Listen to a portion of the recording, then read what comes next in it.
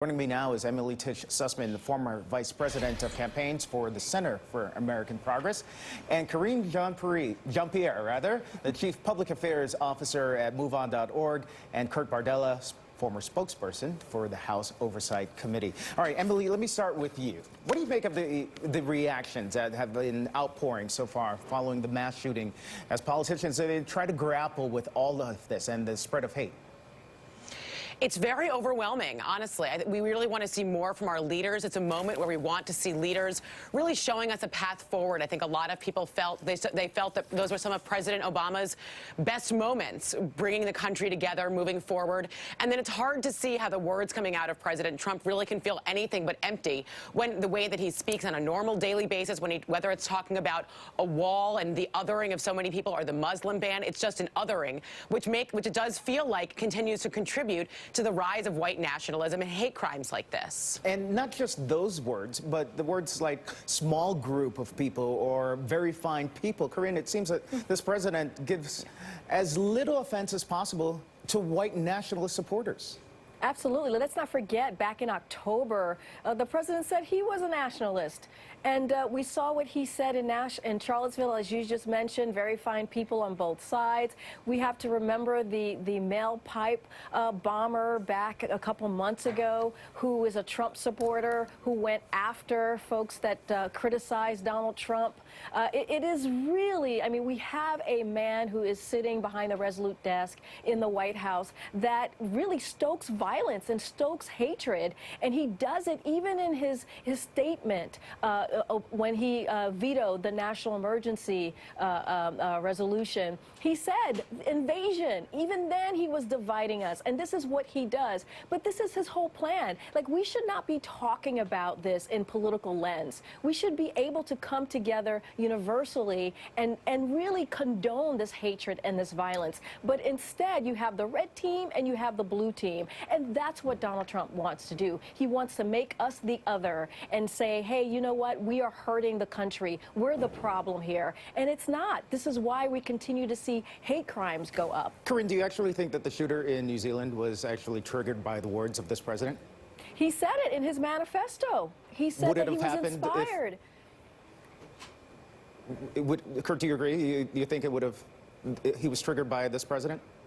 Yeah, I mean, again, as Karine just said, you look at the words that this deranged maniac wrote, it speaks for itself. And again, it's symptomatic of, and I'm not saying that Donald Trump is directly responsible for this specific act of violence. However, he is responsible for creating a culture and an acceptability of hate in America, and it's spread globally. The leader of the free world, the most powerful person in the world, time and again now has refused to use the most extreme possible rhetoric to denounce these type of acts. And that should be the easiest thing to do as president. This isn't a hard one here. This would be a layup, proverbially, for anybody else except for Donald Trump. And we're seeing this pattern of behavior.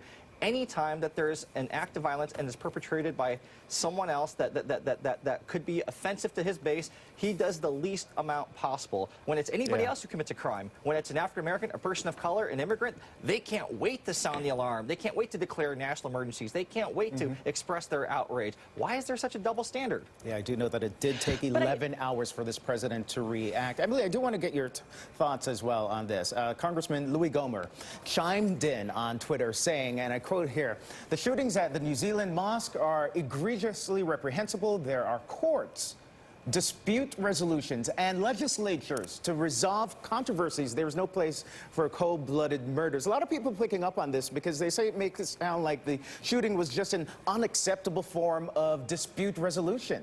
What do you make of it? Yeah, I mean, he's the worst possible example to go to. Anyone who's looking for more things that he'd say, I refer maybe back to his floor statements around Acorn. I mean, he was the Trump before Trump in terms of rhetoric and terminology. Like, he's the worst of the worst. So I actually don't know that we should assign the entire party to what he's saying, because he's ridiculous. But I do think that there's a lot to be said for the entire GOP for not standing stronger against Trump, for adopting the rhetoric. Look, when there was the first House hearing this year on gun gun violence that had happened in years, Republican after Republican, and then Representative Matt Gaetz got up and was only talking about immigration, as if the people who are committing crimes are not sick human beings, and it has everything to do with immigration status, and has nothing to do with the guns and the way they're able to have easy access to weapons of mass destruction. So the fact that the party is perpetuating this and then finding scapegoats of the perpetrators of the violence that actually match their political theories is hugely problematic. I think that a lot of it stems from Trump because he's the president, but not exclusively. Well, you said that he's the worst of the worst. I do suggest someone else who is probably worse.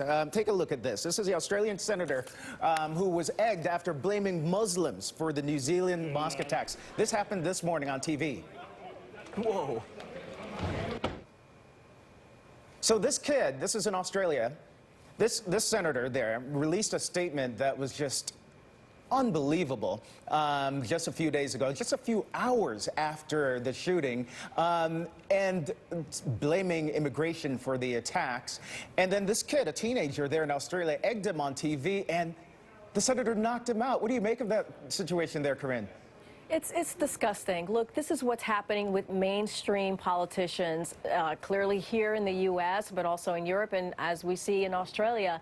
And this is a problem. This is why it is unfortunate that us as a country, our leaders, the man in the White House cannot be a leader on this and condemn the violence. This is the problem that we're having right now. This is not who this country, what this country is supposed to be.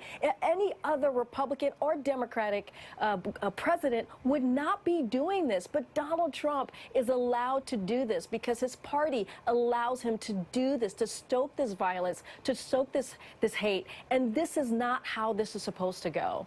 You imagine you would have seen a scene like that right here in the U.S., I guess, is what Corinne is getting to as well. All right, Emily, Corinne, and Kurt, thank you all. Well, still ahead, our crews are live in Christchurch, where in the next hour, New Zealand Police Commissioner will